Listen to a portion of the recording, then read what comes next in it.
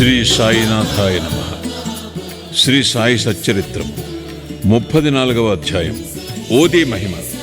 Doctor మేనలుడు, doctor Pillai, Shyama మరదలు, ఇరానీ బాలిక, హార్దా పెద్ద మనిషి, బొంబాయి మహిళ. ఈ అధ్యాయంలో కూడా ఊదీ మహిమ వర్ణితము. ఊదీ ధరించినంత మాత్రమున ఎట్టి ఫలములు కలిగినో చూతము. డాక్టర్ గారి మేనలుడు. నాసిక్ జిల్లాలోని మాలేగాంలో ఒక డాక్టర్ ఉండెను. ఆయన వైద్యములో పట్టభద్రుడు. వారి మేనలుడు నయము కానట్టి రాచకురుపుతో బాధపడుచుండాను. డాక్టర్ గారితో పాటు ఇతర డాక్టర్లు కూడా నయము చేయ ప్రయత్నించారు. ఆపరేషన్ చేసిరి, కానీ ఏమాత్రమూ మేలు జరగలేదు. కుర్రవాడు మిగులు బాధపడుచుండాను. బంధువులు, స్నేహితులు తల్లిదండ్రులను దైవ సహాయము కోరమనిది, షిరిడీ సాయిబాబాను చూడమనిది. వారి దృష్టిచే అనేక కఠిన రోగములు నయమయ్యనని బోధించిరి. తల్లిదండ్రులు షిరిడీకి వచ్చిరి. బాబా పాదములకు సాష్టాంగ నమస్కారం చేసిరి. కుర్రవాణిని బాబా ముందుంచిరి. తమ బిడ్డను కాపాడమని అధిక వినయ గౌరవములతో వేడుకొనిరి. దయార్థ హృదయుడొక బాబా వారిని ఓదార్చి ఇట్లనెను: ఎవరైతే ఈ మసీదుకు వచ్చెదరో వారు ఎన్నడూ ఈ జన్మలో ఏ వ్యాధి చేతను బాధపడరు. కనుక హాయిగా ఉండు. కురుపుపై ఉదీని పూయుడు 1 వారము రోజులలో నయమగును. దేవుని యందు నమ్మకముంచుడు. ఇది మసీదు కాదు, ఇది ద్వారవతి. ఎవరైతే ఇందు కాలు మోపెదరో వారు ఆరోగ్యమును ఆనందమును పొందెదరు. వారి కష్టములు గట్టెక్కును. వారు కుర్రవాణిని బాబా ముందు కూర్చుండబెట్టిరి. బాబా ఆ కురుపు మీద తమ చేతిని త్రిప్పాను. ప్రేమాస్పదమైన చూపులను ప్రసరింపచేశాను. రోగి సంతుష్టి చెందాను. ఊదీ రాయగా కురుపు నెమ్మదించాను. కొద్ది రోజుల పిమ్మట పూర్తిగా మానిపోయాను. తల్లిదండ్రులు కుర్రవాణితో కూడా బాబాకు కృతజ్ఞతలు తెలిపి షిరిడీ విడిచిరి. బాబా ఊదీ ప్రసాదం వల్లను వారి దయాదృష్టి వల్లను రాచకరుపు మానిపోయినందులకు వారు మిగుల సంతసించిరి. ఈ సంగతి విని కుర్రవాణి మామయ్య డాక్టర్ ఆశ్చర్యపడి బొంబాయి పోవచ్చు మార్గమున బాబాను చూడగోరెను. కానీ మాలేగాంలోనూ మన్మాడ్లోనూ ఎవరో బాబాకు వ్యతిరేకముగా చెప్పి అతని మనస్సును విరిచిరి. కావున అతడు షిరిడీకి పోవుట మానుకొని తిన్నగా బొంబాయి చేరెను. తనకు మిగిలియున్న సెలవులు అలీబాగులో గడపవలననుకొనెను. బొంబాయిలో 3 రాత్రుల వరుసగా ఒక కంఠధ్వని, "ఇంకనూ నన్ను నమ్మవా?" అని వినిపించాను. వెంటనే డాక్టర్ తమ మనస్సును మార్చుకొని షిరిడీకి పోవ నిశ్చయించుకొనెను. అతడు బొంబాయిలో ఒక రోగికి అంటుజ్వరమునకు చికిత్స చేయుచుండెను. రోగికి నయము కాకుండెను. కనుక షిరిడీ ప్రయాణము వాయిదా పడుననుకొనెను. కానీ తన మనస్సులో బాబాను పరీక్షించదలచి, రోగి యొక్క వ్యాధి ఈనాడు కుదిరినచో రేపే షిరిడీకి పోయేదను అని అనుకొనెను. జరిగిన చిత్రమేమన, సరిగా మనోనిశ్చయము చేసినప్పటి నుంచి జ్వరము తగ్గుటకు ప్రారంభించి త్వరలో సామాన్య ఉష్ణతకు దిగెను. డాక్టర్ తన మనోనిశ్చయము ప్రకారము షిరిడీకి వెళ్ళాను. బాబా దర్శనము చేసి వారి పాదములకు సాష్టాంగ నమస్కారమునర్చాను. బాబా అతనికి గొప్ప అనుభవమును కలుగుజేయటచే అతడు బాబా భక్తుడయ్యను. అక్కడ 4 రోజులుండి బాబా ఊదీతోనూ ఆశీర్వచనములతోనూ ఇంటికి వచ్చాను. ఒక పక్షము రోజులలో అతనిని బీజాపూరుకు హెచ్చు జీతంపై బదిలీ చేసిరి. అతని మేనలోని రోగము ఆ డాక్టర్కు బాబా దర్శనమునకు తోడ్పడెను. అప్పటి నుంచి అతనికి బాబా యందు భక్తి కుదిరెను. డాక్టర్ పిళ్ళే. డాక్టర్ పిళ్ళే అనునాథుడు బాబాకు ప్రియభక్తుడు. అతని యందు బాబాకు మిగులు ప్రేమ. బాబా అతనిని అన్నా అని పిలిచేవారు. బాబా అతనితో ప్రతి విషయమూ సంప్రదించేవారు. అతనిని ఎల్లప్పుడూ చెంతనుంచుకునేవారు. ఒకప్పుడు ఈ డాక్టర్ గినియా పురుగులచే బాధపడెను. అతడు కాకాసాహెబ్ దీక్షితుతో, "బాధ చాలా హెచ్చుగానున్నది. నేను భరింపలేకున్నాను. దీనికంటే చావు మేలని తోచుచున్నది. గత జన్మలో చేసిన పాపమును పోగొట్టుకున్నట్టుకై నేను ఈ బాధను అనుభవించుచున్నాను. కాన బాబా వద్దకు పోయి ఈ బాధ ఆపు చేసి దీనిని రాబోయే 10 జన్మలకు పంచిపెట్టవలసినదని వేడుమనెను." దీక్షితు బాబా వద్దకు వెళ్ళి ఈ సంగతి చెప్పాను. బాబా మనస్సు కరిగాను. బాబా దీక్షితుకిట్లనెను, నిర్భయుడుగా ఉండమను. అతడేల 10 జన్మల వరకు బాధపడవలెను. 10 రోజులలో గత జన్మ పాపమును హరింపచేయగలను. నేనిక్కడుండి ఇహపర సౌఖ్యములిచ్చుటకు సిద్ధముగా ఉండా. అతడేల చావును కోరవలను. అతనిని ఎవరి వీపుపైనైనను తీసుకుని రండు. అతని బాధను శాశ్వతముగా నిర్మూలించెదను. ఆ స్థితిలో డాక్టర్ను తెచ్చి బాబా కుడివైపున పకీరు బాబా ఎప్పుడూ కూర్చుండు చోట కూర్చుండబెట్టిరి. బాబా అతనికి బాలీసునిచ్చి ఇట్లనెను, ఇచ్చట నెమ్మదిగా పరుండి విశ్రాంతి తీసుకొమ్ము. అసలైన విరుగుడు ఏమనగా గత జన్మ పాపము అనుభవించి విమోచనము పొందవలను. మన కష్టసుఖములకు మన కర్మయే కారణము. వచ్చిన దానిని ఓర్చుకొనుము. అల్లాయే ఆర్చి తీర్చువాడు. వానిని ఎల్లప్పుడూ ధ్యానించుము. అతడే నీ క్షేమమును చూచును. వారి పాదములకు శరీరము, మనస్సు, ధనము, వాక్కు సమస్తము అర్పింపము. అనగా సర్వస్య శరణాగతి వేడుము.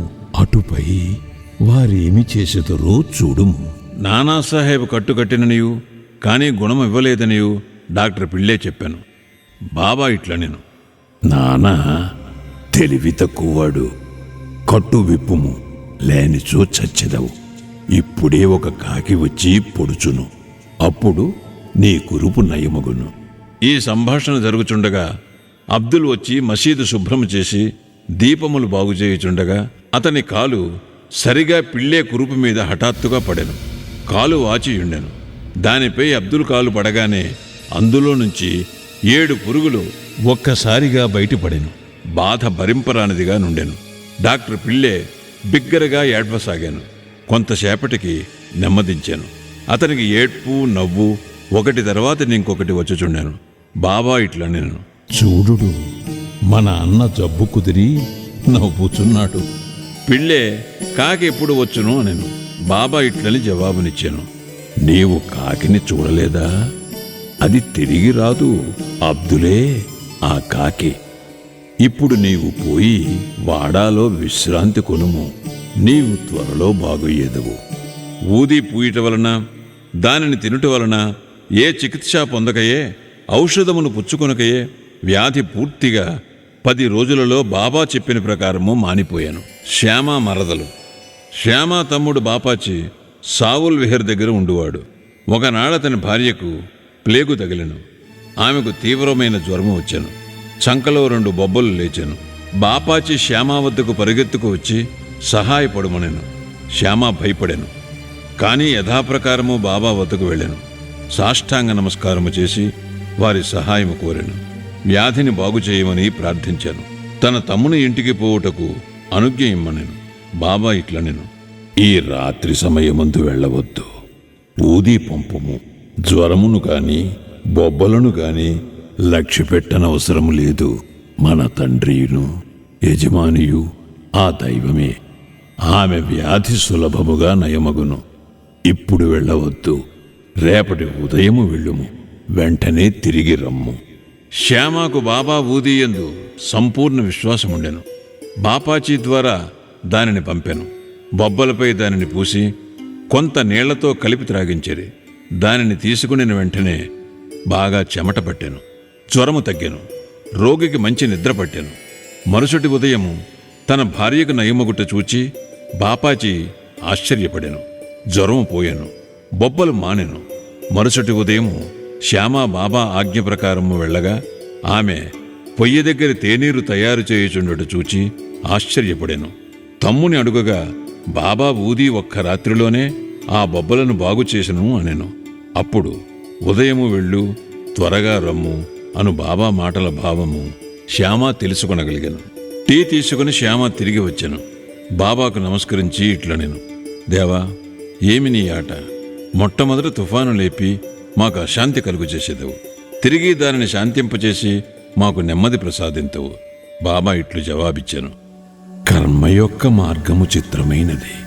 నేనేమీ చేయకున్నను నన్నే సర్వమునకు కారణభూతునిగా నించెదరు. అది అదృష్టమును బట్టి వచ్చును. నేను సాక్షిభూతుడను మాత్రమే. చేయువాడు ప్రేరేపించువాడు దేవుడే. వారు మిక్కిలి దయార్ధ హృదయులు. నేను భగవంతుడను కాను, ప్రభువును కాను. నేను వారికి నమ్మకమైన బంటును. వారిని ఎల్లప్పుడూ జ్ఞాపకము చేయుచుందును. ఎవరైతే తమ అహంకారమును ప్రక్కకు త్రోసి భగవంతునికి నమస్కరించెదరో, ఎవరు వారిని పూర్తిగా నమ్మెదరో, వారి బంధములూడి మోక్షమును పొందెదరు. ఇరానీ బాలిక. ఇక ఇరానీ వాని అనుభవమును చదువుడు. అతని కుమార్తెకు ప్రతి గంటకు మూర్ఛ వచ్చుచుండెను. మూర్ఛ రాగానే ఆమె మాటలాడలేకుండెను. కాళ్ళు చేతులు ముడుచుకుని స్పృహ తప్పి పడిపోవచుండెను. ఏ మందులు ఆమెకు నయము చేయలేదు. ఒక స్నేహితుడు బాబా ఊదీని ఉపయోగించమనెను. విలే పార్లేలోనున్న కాకాసాహెబ్ దీక్షిత్ వద్ద ఊదీ తీసుకుని రమ్మనెను. ఇరానీవాడు ఊదీని తెచ్చి ప్రతిరోజు నీటిలో కలిపి త్రాగించుచుండెను. మొదట ప్రతి గంటకు వచ్చు మూర్ఛ 7 గంటలకు ఒకసారి రాసాగాను. కొద్ది రోజులు పిమ్మట పూర్తిగా నిమ్మళించాను. హార్దా పెద్ద మనిషి. హార్దాపుర నివాసియగు వృద్ధుడొకడు మూత్రకోశములో రాయితో బాధపడుచుండెను.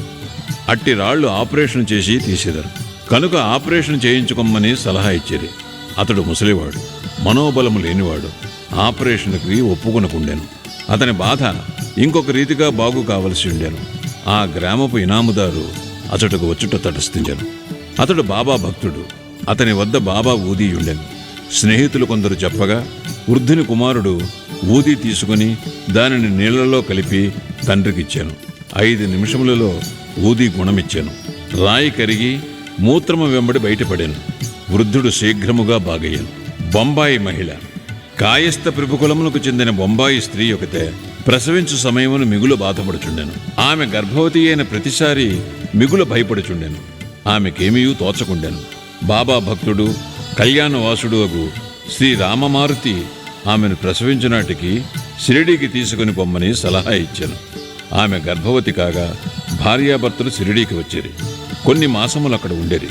బాబాను పూజించిరి. వారి సాంగత్యము వలన సంపూర్ణ ఫలము పొందిరి. కొన్నాళ్లకు ప్రసవ వేళ వచ్చాను.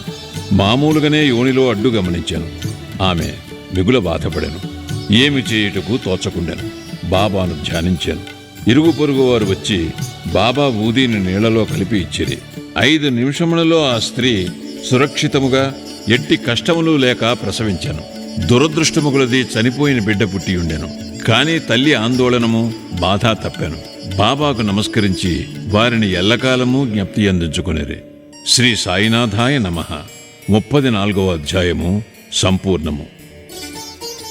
సద్గురు శ్రీ సాయినాథార్పణమస్తు. శుభం భవతు.